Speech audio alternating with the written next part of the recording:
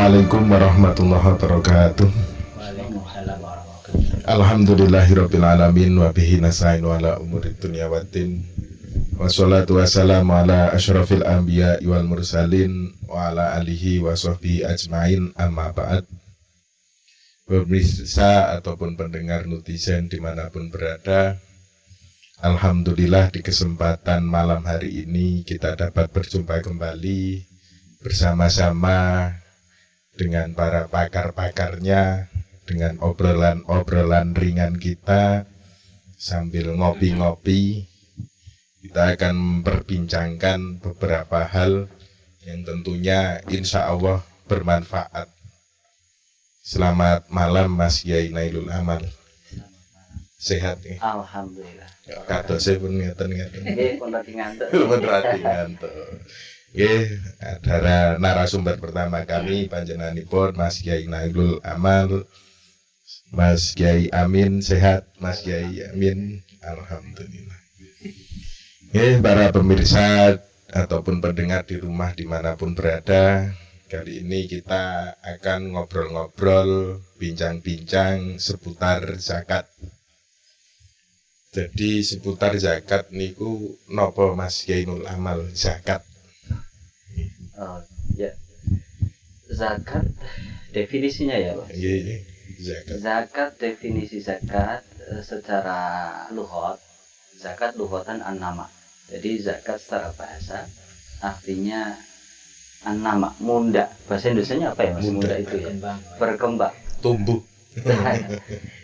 Kenapa dinamakan zakat yang artinya munda atau berkembang tadi? Karena linumuwiha atau linumuwihi biikhrojiha linumuwiha biikhrojiha. Ya, kira-kira begitu ya Mas ya. Sudah agak lupa ini sebenarnya. Sudah ngantuk. Iya, kalau sudah ngantuk. Iya. Karena harta itu akan munda, akan berkembang dengan barokah dikeluarkannya. Linumuwiha biikhroji zakatnya. Jadi harta itu akan berkembang, akan insya Allah semakin banyak dengan dikeluarkan zakatnya.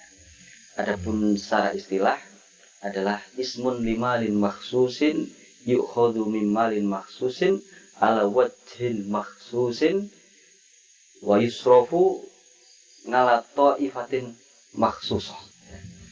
Adalah nama untuk suatu harta tertentu, diambil dari harta tertentu dengan jalan tertentu dan ditasarrufkan kepada orang-orang tertentu. Nah, mungkin ini nanti bisa dijabarkan oleh Pak Kiai Amin. Ya. Pokoknya intinya tertentu. Iya, tertentu. Itu definisi yang paling mudah sekali itu. Itu jelas jamek manek itu, tertentu. Nah, kemudian terkait tertentunya ini Pak Amin, ini terkait dengan tertentunya, pertama berangkat dari malin maksus, barang yang tertentu. Lah niku apa saja itu yang tertentu? Monggo. Malin maksusnya itu Malin maksus, barang yang tertentu apa saja yang harus dizakati gitu. Sebenarnya yang harus dizakati kalau kita bagi menjadi dua itu kan ada ya zakat badan, ada zakat mal ya. Zakat badannya zakat fitrah nanti bisa dikembangkan. Yang kedua zakat malnya atau zakat harta benda. Nah di sini fikih membahas secara banyak, tentu mulai an'am, hewan ternak, ada tijarah, perdagangan, ada naked, emas, terus juga ada zuru wasimar, pertanian. Iya. Lah mungkin yang lebih mendekati kita aja yang lebih enak lah biar nggak terlalu umbulan ini. Iya.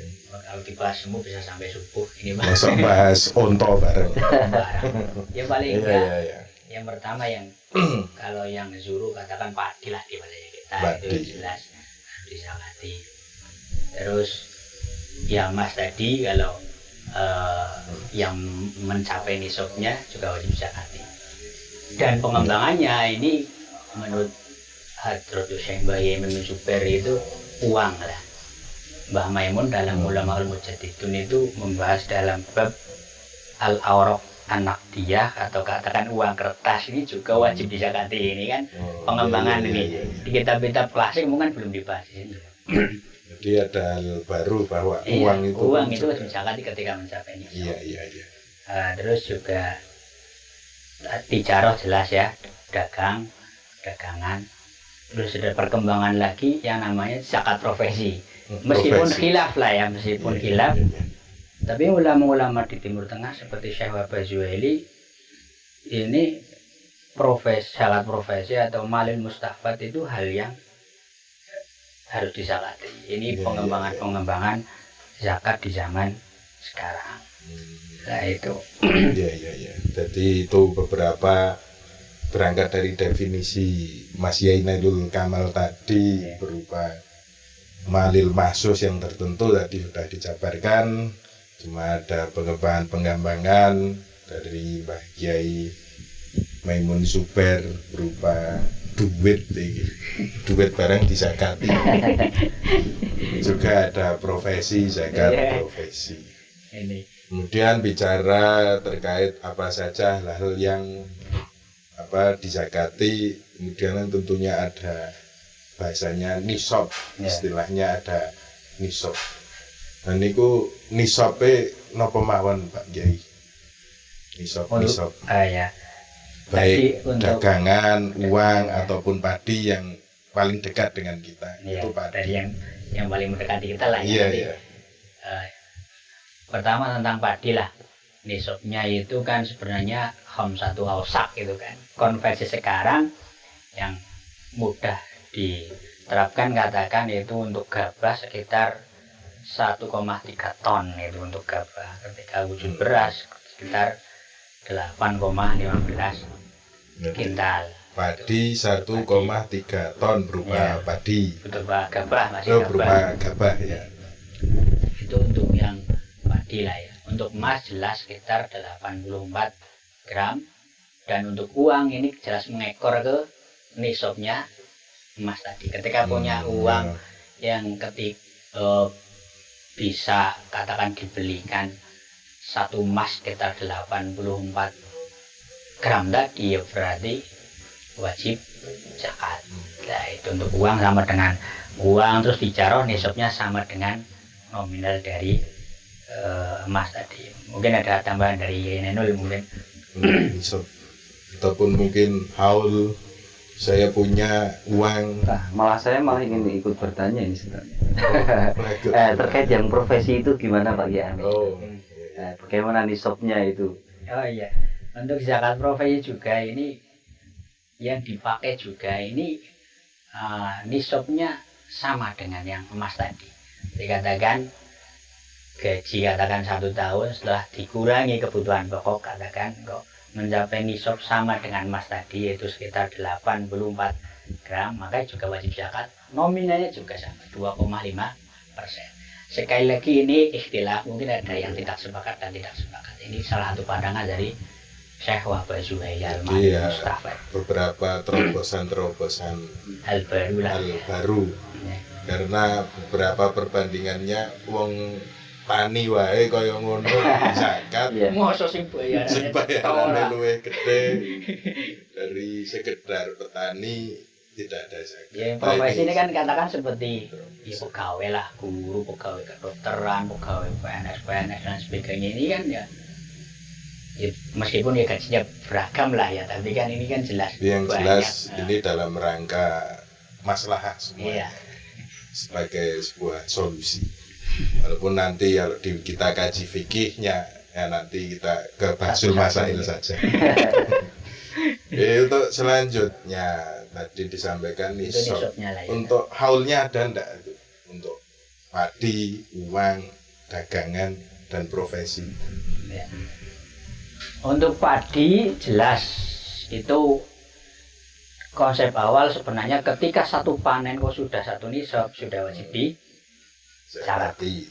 tapi ketika satu panen kok belum satu nisab katakan baru 8 kintal, tapi panen kedua 8 kintal lagi digabungkan ini kan sudah satu nisab. Nisab. Nah ini baru wajib zakat. Itu untuk yang Padi. padi lah ya, untuk yang padi semacam itu. Jadi hasilnya nek satu panen itu sudah wajib zakat. Ketika satu nisab, kalau belum ya digabungkan dengan panen kedua, bahkan atau mungkin ketiga kalau yang panen 3 kali, sementing masih dalam 1 tahun kan seperti itu. Dan kalau digabungkan kok semua satu panen belum satu nisab, tapi ketika digabungkan satu nisab ya wajib zakat. Itu untuk yang padi. Untuk yang perdagangan jelas dimulai dari taklibul malnya, mulai bahasa kalau dalam perdagangan mulai diputer lah duitnya lah ya, mulai diputer, dioperasionalkan ya itu mulai dioperasionalkan sampai 1 tahun, katakan mulai 1 Januari sampai 30 Desember setelah dihitung mulai uang yang wujud dan barangnya itu. Jadi tidak hanya keuntungan tapi total juga barangnya dihitung. Ketika mencapai nisab sama seperti sesuai dengan nominal emas tadi sekitar 84 gram. Nah itu baru dizakati. Berarti untuk dagangan di akhir tahun, ya, akhir tahun barang yang 1 haul, barang yang ada itu barang juga ada dihitung dan uang yang wujud dan uang yang ada. Karena sebenarnya ya logis ya. Kalau kita secara logika dulu ini, secara fikih tadi jelas ya. Dalam orang berdagang ketika untung biasanya kan nambah barang. Oh kita tambah kayu, tambah barang. Makanya toko itu kadang kalau semakin tambah besar gitu kan. Iya. Nah itu jadi logis. Barang juga dihitung. Berarti tetap dihitung. Iya. Yang lain mungkin dari Nuril mungkin yang zakat. Kalau saya malah ingin menambahkan pertanyaan ini. Oh jangan boleh ada. Nah ini terkait zakat profesi dan termasuk tadi ada zakat uang. Itu menurut ulama kontemporer itu pengambilan dalilnya dari mana ya Pak? Apakah menggunakan qiyas atau ada mengambil nas dari Al-Quran atau hadis gitu? Gimana, jadi saya langsung kesimpulan saja, nanti bisa dicek di dalam kitabnya Mbah Mainu itu Al-Ulama Al-Mujadidun. Jadi beliau juga fair, artinya juga menampilkan pendapat yang tidak sepakat gitu. Terus juga beliau membuat bab selanjutnya ngerot pendapat yang tidak sepakat.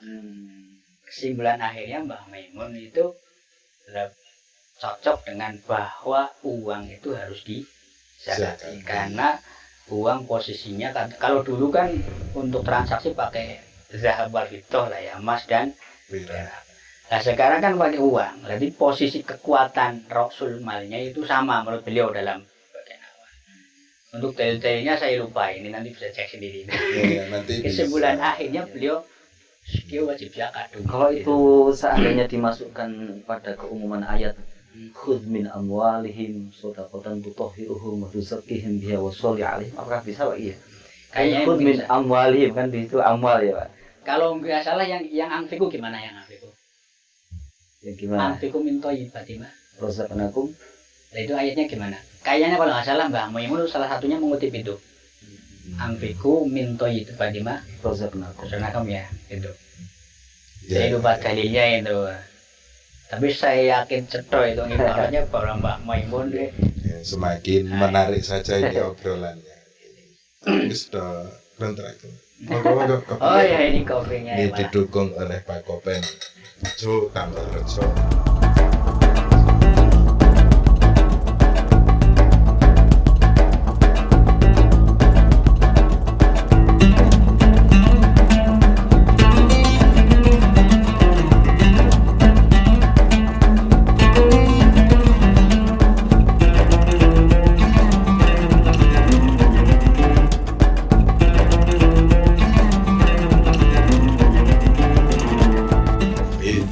Kita sudah ngobrol-ngobrol ringan definisi zakat, apa saja yang kita zakati dan nisab, dan selanjutnya kita ini sudah sampai di bulan Ramadan ini. Wis entuk poso pirang-pirang dino. Tentunya mendekati hal ini kita akan melaksanakan yang namanya zakat fitrah. Dan niku zakat fitrah niku sinten sing wajib jan-jan. Monggo Pak Yayan. Ini wajib? Iya. Yo Islam sopo sing wajib jane zakat fitrah, kemudian nominalnya ongkone pinten? Yang wajib saja jelas ya. Sing jelas wong Islam yang bahasanya menangi lah, menangi bulan Ramadan dan Syawal ini kan baru kewajiban. Terus pada hari itu cukuplah untuk nafkah atau kebutuhan hari itu, lah itu sudah wajib zakat fitrah. Zakat fitrah itu. Ya. Jadi menangi bulan Ramadan ini, terus juga menangi Syawal ya. Itu berarti sudah punya kewajiban zakat fitrah. Terus biaya untuk hidup satu hari pada haid itu cukup. Lah ini berarti sudah wajib zakat. Ini kalau melihat ini kan hampir ya orang seperti apapun hampir semua punya kewajiban. Nyembelah petek barang anjir poso keri-keri ae. Nyembelah petek malam podo. Yaumin walailatin. Cukup banget ini. Berarti itu kita kewajiban zakat. Kemudian ini Mas Kiai Nailul Amal. Selanjutnya, kalau kita itu mengeluarkan zakatnya ki saiki poso. Padahal bodone ki sesuk. Ini terus pundi bagaimana? Oh iya. Di dalam mengeluarkan zakat itu ada 5 waktu. Jadi ada waktu jawaz. Sholat. Iya. Ini sholat. Ada waktu jawaz, ada waktu wujub, ada waktu fadilah, ada waktu karohah, dan ada waktu hurmah. Waktu jawaz itu mulai dari awal Ramadan. Jadi awal Ramadan itu waktu jawaz. Kita sudah boleh mengeluarkan zakat. Maka dari itu termasuk solusi para amil zakat itu karena lebaran itu kadang-kadang tidak bersamaan. Nah, untuk mengantisipasi itu, kalau istilahnya kalau nyecek malam hari raya, nanti khawatirnya ketika terjadi geseh waktunya itu nanti kacau. Nah, sehingga sebagian amil zakat itu menarik zakat sebelum hari raya. Jadi itu boleh. Jadi sejak awal Ramadan sampai sebelum hari raya itu waktu jawaz. Kemudian waktu wujub seperti yang sudah disampaikan Pak Kiai Amin tadi, yaitu ketika sudah masuk malam 1 Syawal, yaitu dengan terbenamnya matahari di akhir hari Ramadan, di akhir hari bulan Ramadan. Jadi masuk malam 1 Syawal, terbenam matahari, nah di situ waktu wujub, kita berkewajiban mengeluarkan zakat. Kemudian ada waktu fadilah. Nah, waktu fadilah ini waktu yang utama, yaitu ketika kita mengeluarkannya sebelum melaksanakan sholat id. Sebelum sholat id. Jadi di pagi hari sebelum kita melaksanakan sholat Idul Fitri, kita mengeluarkan zakat fitrah. Itu waktu yang utama, waktu fadilah. Kemudian ada waktu karohah. Waktu karohah melakukan zakat fitrah setelah sholat Idul Fitri. Setelah sholat itu waktu karohah, waktu makruh. Dan ada lagi yang terakhir itu waktu hurmah, waktu yang haram, yaitu mengakhirkan zakat fitrah setelah hari raya Idul Fitri. Artinya setelah hari raya Idul Fitri, setelah tanggal 1. Setelah tanggal 1 Syawal. Itu waktu hurmah. Kemudian dari hal itu tetap wajib mengeluarkan atau akhirnya wis haram. Nah, tetap wajib mengeluarkan. Iya. Ya, terima kasih. Jadi tetap wajib mengeluarkan zakat. Iya. Waduh, nyongkrinan zakat. Ya tetap tak oke. Ya, terima kasih. Lanjutnya dari beberapa hal, kadang anak iki ono sing mondok. Oh, iya. Mondok di Jawa Timur ataupun di mana saja. Orang tuanya di sini, kemudian ini saya zakatkan anak saya dalam rangka zakat fitrah, itu bagaimana? Terkait menzakatkan anaknya yang masih di pondok, itu ya tergantung anaknya. Anaknya masih kecil, belum balik, apakah sudah balik? Kan bisa saja orang tua memondokkan anak kecil. Kadang masih balita sudah dipondokkan, tapi yang jelas bukan di rumah sakit ya, pondok pesantren. Nah, kalau memang belum balik itu sah-sah saja, karena itu menjadi kewajiban orang tua untuk menzakati anaknya. Masih menjadi tanggungan orang tua.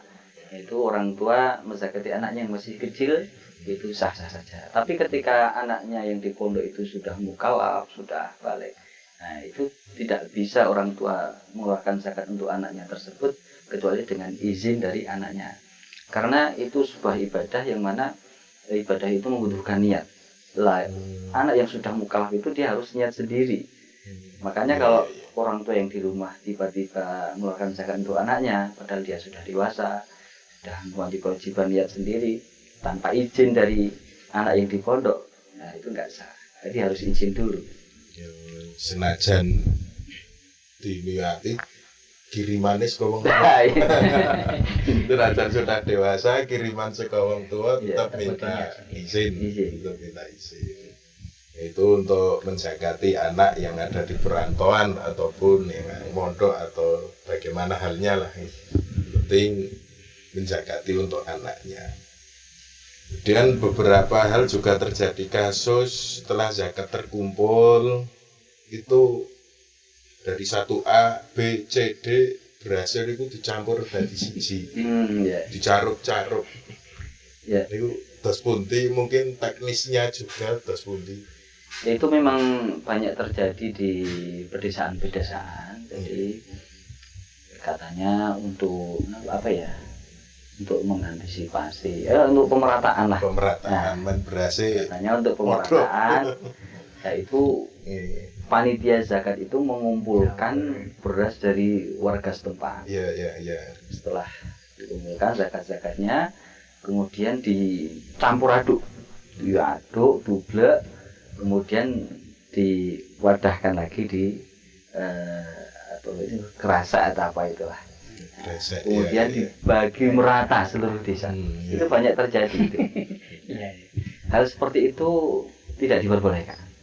Mengapa tidak diperbolehkan? Karena kalau beras itu dicampur kemudian dibagikan kembali, masih ada kemungkinan nanti beras dari orang yang membayar zakat, beras itu kembali kepada dia lagi. Sehingga ada sebagian zakat yang tidak tersampaikan semua, malah kembali ke dirinya sendiri, sehingga tidak penuh zakatnya. Dari Pak Amin ini ya itu benar seperti tadi disampaikan, ini mungkin hailah yang dipakai oleh beberapa daerah gitu ya. Biasanya di beberapa daerah seperti ini. Jadi beras dari RT 1 sebenarnya mulai di sini, meskipun dicampur cuma dari RT 1. Dari RT 2 dicampur. Biasanya kan satu masjid itu katakan satu RW ya biasanya ya. Katakanlah masjid ini menampung zakat dari satu RW. RW ini katakan ada 3 RT. RT 1 dikumpulkan di sini, RT 2 di sini, meskipun dicampur tapi dikelompokkan RT 1, RT 2. Setelah diwadahi, ini dibaginya nanti yang RT 1 dibagi dari RT 2, yang dibagi RT 3, yang ketiga dibagi RT. Jadi meskipun beras dicampur, tapi insya Allah kemungkinan kembali ke yang zakat itu aman. Ini yang pernah di-highlight oleh beberapa kiai, solusi meskipun dicampur tapi masih satu RT, nanti ini yang dari beras ini diberikan ke yang RT 2, RT 2 diberikan. Jadi insya Allah kemungkinan untuk kembali ke yang muzakinya itu aman gitu. Jadi sebenarnya untuk pencampuran sendiri untuk dalam rangka nopo pencampuran. Ya tentunya macam-macam alasannya orang wong desa ta. Kadang juga untuk mempermudah irit kandi bangsa kan juga karena orang desa kan nggak perlu pertimbangan macam-macam ya. Men siji berase wangi kok siji. Kadang untuk tadi biar rata, kadang biar lebih simpel apa dekadi dan sebagainya. Tapi untuk tidak berbenturan dengan hukum ya salah satu solusi mungkin seperti tadi. Gitu. Ini jadi obrolan malam ini bisa dijadikan solusi lah mungkin bagi panitia. Terus kumpul ke kabeh dadi siji caruk dibagi. Kebagi ke siapa? Nah itu nanti. Lanjutnya untuk apa namanya? Zakat itu ora model kiloan, tapi karung, satu karung untuk satu keluarga. Itu terus Iya. Jadi mungkin ya ada sebuah kepala keluarga itu kalau beli satu ukuran zakat dengan banyak timbangan mungkin terlalu ribet mungkin ya. Nah, sehingga dia membelinya karungan. Dan mengeluarkannya juga karungan. Nah, Itu kalau satu karung itu mencukupi, artinya kadar kewajiban yang harus dikeluarkan itu semua sudah masuk di karung itu. Iya, Jadi, iya, iya. mau satu karung itu memenuhi kewajiban zakat satu keluarga, maka boleh-boleh saja satu karung dikeluarkan untuk satu keluarga. Tapi kalau kurang, nah itu yang jadi masalah. Bermasalah ya. Jadi Sekarang 50 kilo nggak mau 10. Aduh. jadi apa namanya, untuk karung itu tetap enggak jadi pertimbangan ya. Iya. Terus pokoknya per kepala itu ada berapa, Iya. apa namanya, ukuran apa nisab ya, zakat fitrah itu ukurannya Nah, ya yang dizakatkan lah. yang Ya. disakatkan. Ya misalkan contohnya dalam keluarga itu ada 4 orang lah. Iya, 4 iya. orang, mungkin dia beli beras 11 kilo. 11 kilo satu koran. 11 kilo insya Allah cukup ya Pak ya. Cukup kalau 4 orang. Untuk zakat 4 orang sekaligus. Nah itu boleh. Jadi tidak dibungkus sendiri-sendiri. Ini yang untuk anaknya, yang istrinya enggak. Tapi satu karung 11 kilo untuk zakat 4 orang satu keluarga. Ini mumpung kelingan ini jane batas Berapa ya? ukurannya zakat fitrah ya berapa? Ya itu tadi karena ini juga sok tuh ukuran zaman dulu di konflik sekarang Iya, iya. pasti akan banyak perbedaan. Perbedaan. Ada yang berpendapat 2,5, ada yang 2,7 kilo, ada Iya, yang iya, 3 kilo itu. Tapi kalau ya mantep lah, kalau saya mantep itu ya 2,5 itu yang paling. 2,5. Nah ini ternyata soreh itu disampaikan dalam kitab Mukhtasar Tasydidil Bunyan. Iya, Itu satu sok konversinya itu sekitar 2,5 kilogram. Nah ini kan yang berlaku dari zaman dulu kan 2,5 ini iya, sebenarnya. iya, iya. Ternyata ibaratnya dalam kitab Mukhtasar Tasydidil Bunyan dari karangan orang Yaman, kalau nggak salah Habib Umar Toha kayak kalau nggak salah itu 2,5 kilo per per kepala ya, per kepala. orang. Kalau ditambahi ihtiyatnya boleh nggak? Ya biasa dia yang 2,7 Boleh katanya. ditambahi, boleh. Yang tentunya ya monggo gitu. Boleh. Bisa ditambahi 5 lagi. Dan Iya. sok sendiri kan sebenarnya adalah takaran Pak. Iya, jadi Jadi sulitnya kalau konversi. takaran dikonversikan ke Sekarang kan jadi berat kilo kan, ya itu agak Makanya- sulit. beda-beda itu tadi. Berarti kaya tuku kacang zaman biyen kan dicu apa Enggak. nganggo mok ini ya. Takaran kok yuk ditimbang. Nah, itu kan Bisa beda-beda Bisa. nanti. Beda-beda. Iya, iya, iya, iya. Itu terkait Yang penting aja sengiso ya 2,5 lah. dua. Berarti kalau ya 2,5 tambahi oleh Ya, tambahi oleh termasuk karingan tadi. Terima kasih, itu beberapa hal-hal terkait dengan zakat. Sekarang tasarrufnya zakat itu kita berikan pada siapa? Ini untuk zakat mal dulu atau mungkin sama dengan zakat fitrah? Untuk mustahil zakat baik mal maupun fitrah sebenarnya sama lah ya. Sama ya. Fakir, miskin, amil, mualah gitu kan. Gharib, Gorim. gharib sabilillah dan nusabil. Definisi fakir dan miskin juga kelihatan ya sama lah dari zaman dahulu sampai sekarang, nggak ada Iya. istilahnya sudah kuat definisinya. Fakir ya orang yang memang tidak punya pekerjaan, katakanlah tidak punya untuk memenuhi kebutuhan. Iya, iya. Sedangkan miskin ya punya pekerjaan, katakanlah punya tapi tidak mencukupi untuk kesehariannya. Seharinya butuh 50, hanya dapat katakan 20. Nah, 20. ini yang berhak atau termasuk mustahik. Zakat. Lah zaman sekarang ini ya harus inten, artinya kalau dia secara zahir kadang sama-sama ya pakaian sama dan sebagainya, kalau setelah di start mendetail baru sebenarnya makanya angel. Lah itu kadang seperti itu kan. Kalau nggak kepedulian sosialnya untuk mendata ya tentunya Fakir secara dan ya miskin. tentu itu untuk fakir miskin katakan. Ya, untuk mualaf itu ya orang yang paling nggak dua lah ya poin yang mudah. Mualaf itu orang yang imannya masih lemah, baru masuk Islam terus imannya masih lemah, atau sebenarnya sudah kuat, tapi ketika dia zakati akan membuat simpati orang-orang untuk masuk Islam. Contoh semuanya Senajan santri, kaya lah. ya santri kon dakwah nang Papua kata, dakwah nang Papua. Nah ini diberi zakat untuk agar daerah setempat simpati terhadap Islam juga, ya sebagai ranah dakwah mungkin. Ini juga termasuk mualaf gitu. Yang lain mungkin dari ya ini mungkin terkait dengan pentasawuran zakat juga terjadi kadang zakat ning anake dhewek.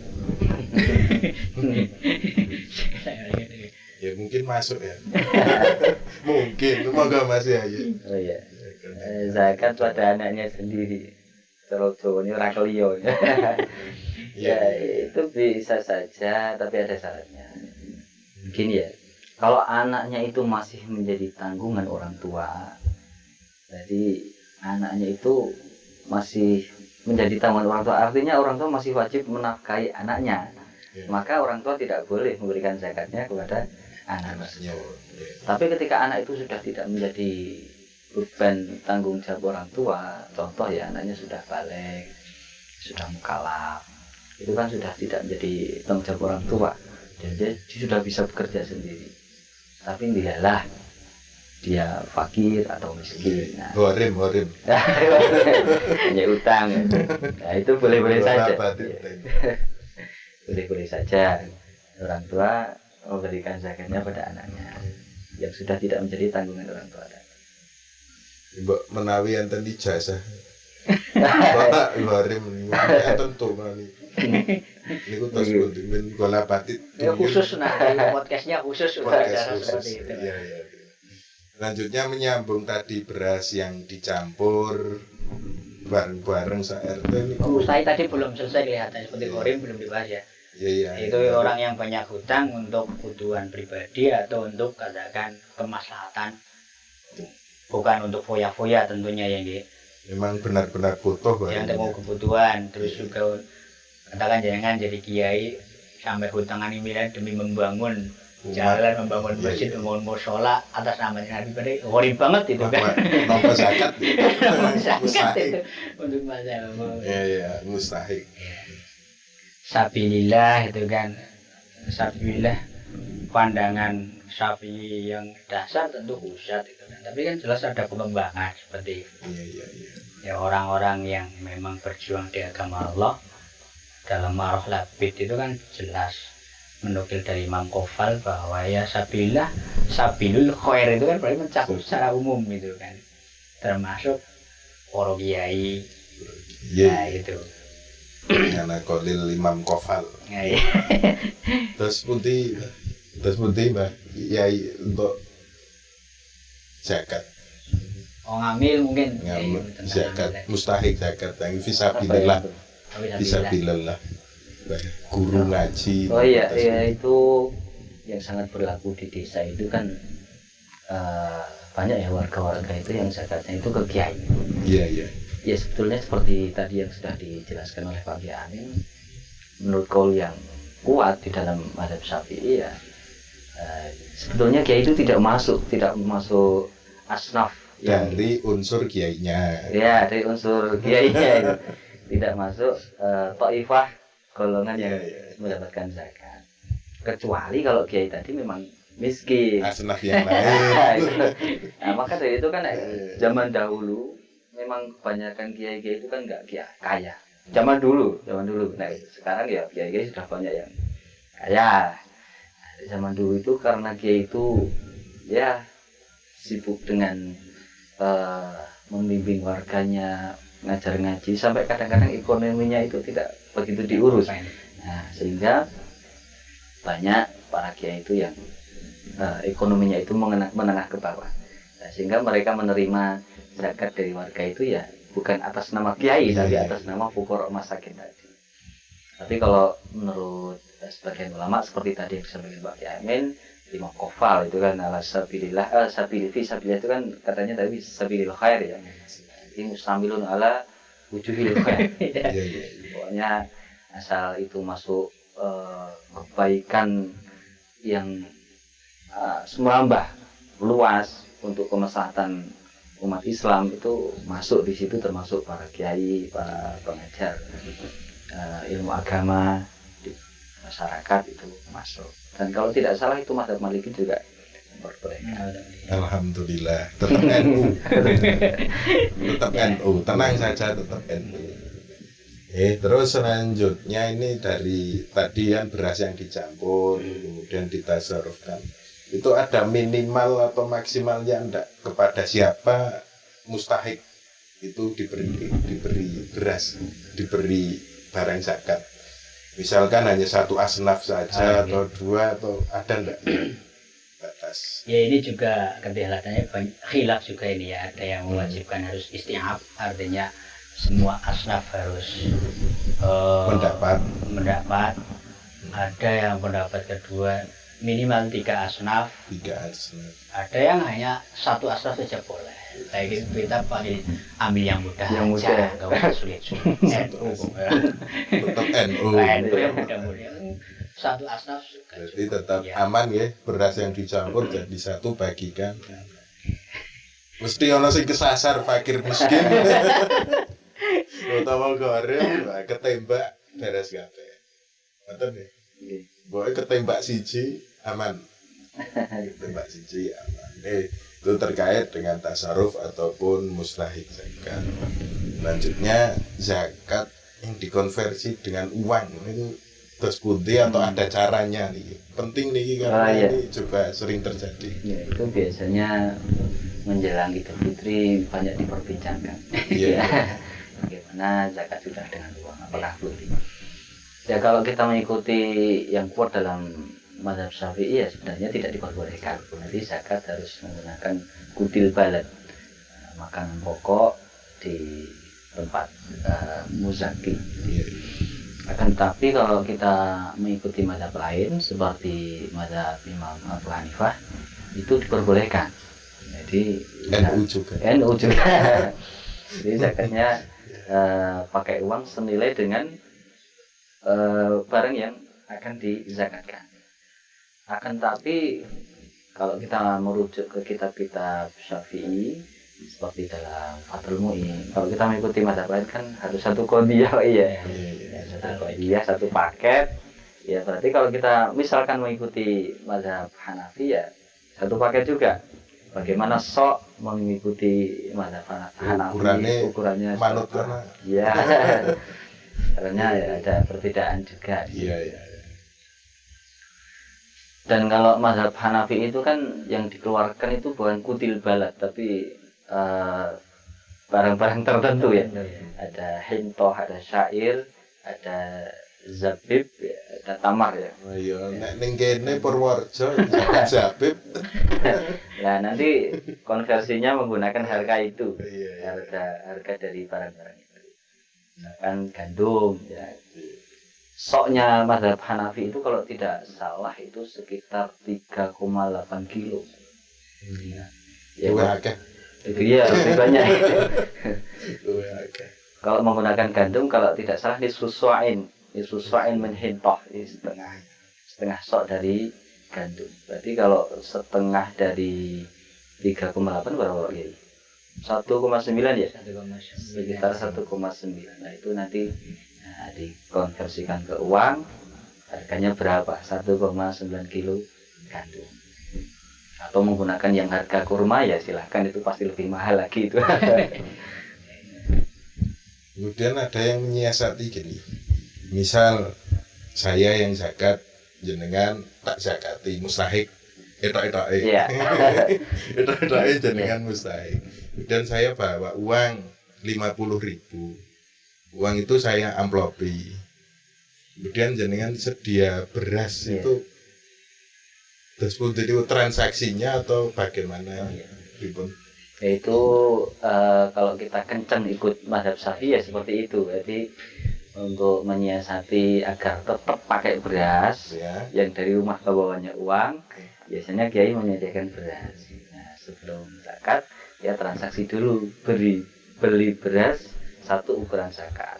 Harganya terserah nanti yang di amplop itu mau 50.000 mau 100.000, yang penting sama-sama ridho saja. Ya, kalau Aman berarti. aman sudah dibeli dan menjadi pemilik orang tersebut, kemudian baru ikrar zakat.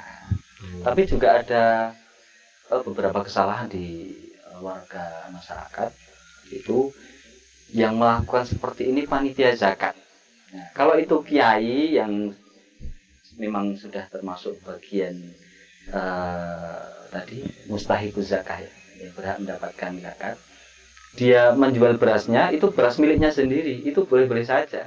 Tapi ketika yang menjual itu panitia zakat, nah itu kan bukan beras miliknya, itu beras hak fuqara masakin dan sebagainya yang tadi masuk asnaf samaniyah itu kan. Nah, jadi kalau panitia yang menjual itu tidak boleh, karena bukan miliknya sendiri itu. Kalau kiai tadi kan itu miliknya sendiri, dijual itu jadi. Senajan sing didol kuwi beras untuk zakat. Iya, Kan sudah milik iya, sendiri. karena sudah miliknya sendiri. Mungkin Pak Kiai Amin bisa Dan menambah. terus untuk Jadi yang helahnya seperti ini, helah. Ditambahi helahnya, berarti panitia menyediakan beras yang miliknya pribadi mungkin. Untuk yang dijual kepada orang harus dizakatkan ke. berarti stok selalu stok. Iya. Itu berasnya nyong. Iya. Yang ya karena itu berarti harus bekerja sama dengan itu ya, penjual beras dulu mudah mungkin. ya paling nggak sedia 2,5 kilo kan cukup untuk transaksi. Jadi yang jelas isi dalam amplop berapapun itu tidak masalah ya. Tidak sesuai harga beras yang digunakan untuk zakat itu tidak masalah. Tapi kalau sedia cuma 2,5 kilo Pak Kiai, ini kan sudah dibeli, Ya. sudah dibeli kemudian dibayar zakat, kan sudah menjadi bukan milik panitia lagi itu. Stok. Punya stok banyak gitu. Punya stok banyak. Ini bisa jadi rezekinya juragan beras. Kalau saya dulu pernah itu bekerja sama dengan juragan beras. Jadi juragan beras sudah membungkus banyak itu beras seukuran zakat. Dia siap mau memberikan berapa. Dan kalau sisa nanti dia juga siap menerima kembaliannya. Solusi yang sangat solutif ini. Solutif ini pemirsa dimanapun berada ini obrolan semakin menarik, banyak terobosan-terobosan yang tentunya tidak keluar dari kaidah fikih wabil khusus Syafi'iyah. Kemudian itu tadi isinya amplop tidak masalah ya. 100-200 senajan yang dituku 3 kilo. Taruh di Ya taruh di. Ya, selanjutnya ini semakin asik saja ngobrol seputar zakat. Oh, diujuk dulu ini dari Pak Kopen Tambak Rejo.